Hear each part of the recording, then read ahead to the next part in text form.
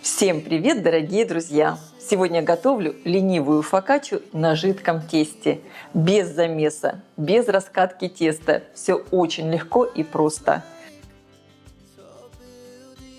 Фокачча получается невероятно ароматная благодаря жареному луку и орегано. Я уверена, будете готовить такую фокаччу не один раз. Это очень просто и вкусно.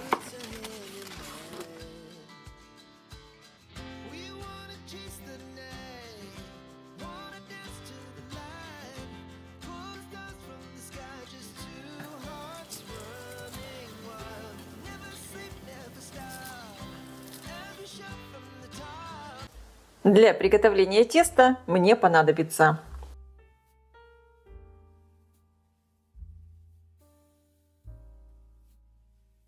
фокаччу я буду делать с жареным луком. Одну среднюю луковицу режу довольно крупными кусочками.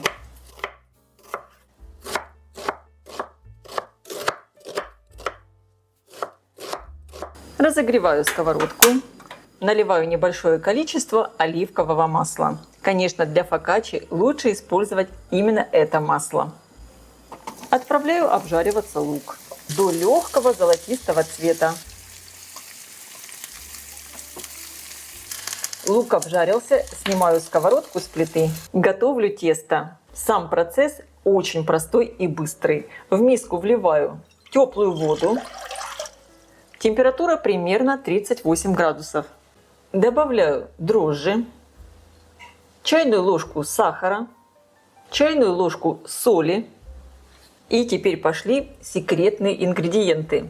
Пол чайной ложки пищевой соды и чайную ложку яблочного 5% уксуса. Перемешиваю. Сода с уксусом сразу дают газообразование. Это как дополнительный разрыхлитель. И тесто начинает подниматься еще до работы дрожжей. Также снижается дрожжевой запах.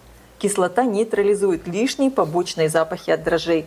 Особенно если мы готовим вот такое быстрое дрожжевое тесто. И с большим количеством воды. И также сразу сюда добавляю растительное масло. У меня оливковое.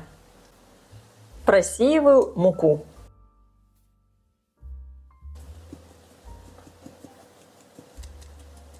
Замешиваю лопаткой тесто. Оно получается жидким.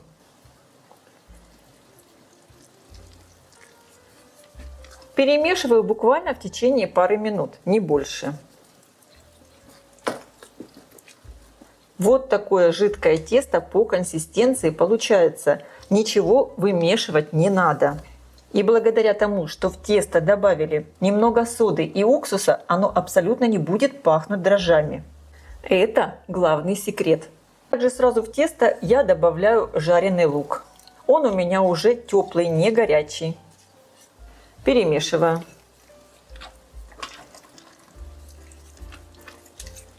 Закрываю миску пищевой пленкой и оставляю тесто для брожения примерно на 1 час в теплом месте. Также сразу я подготовила форму, размер 30 на 22 сантиметра. Застелила ее пергаментной бумагой.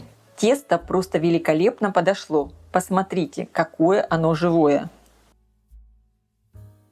Аккуратно выливаю его в форму, стараясь сразу равномерно распределить, чтобы тесто не перемешивать.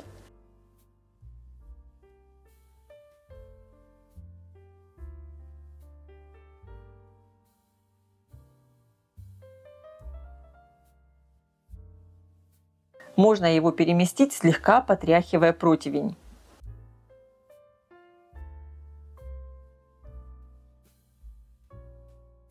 Сверху все еще присыпаю орегано, буквально 1 чайной ложкой. И оставляю его постоять еще на 10 минут. Тесто за 10 минут вот так еще подошло и ровно распределилось по форме. И сейчас я все отправляю выпекаться в хорошо разогретую до 220 градусов духовку примерно на 25-30 минут. Конечно, вы ориентируйтесь по своей духовке. Форму я ставлю на средний уровень, включен верх и низ. Фокачча должна сверху красиво подрумяниться. Фокачча испеклась. Вот такая хрустящая сверху сейчас получается корочка. А какой же идет аромат? Это просто что-то невероятное. Перекладываю фокаччу на решетку.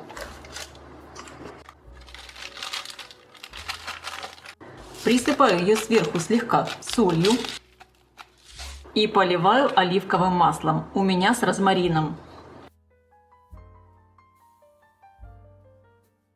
И немного промазываю кисточкой, чтобы масло хорошо впиталось. Оставляю фокаччу остывать. Фокачча постояла, и она стала мягче. Посмотрите. Сейчас разрежем.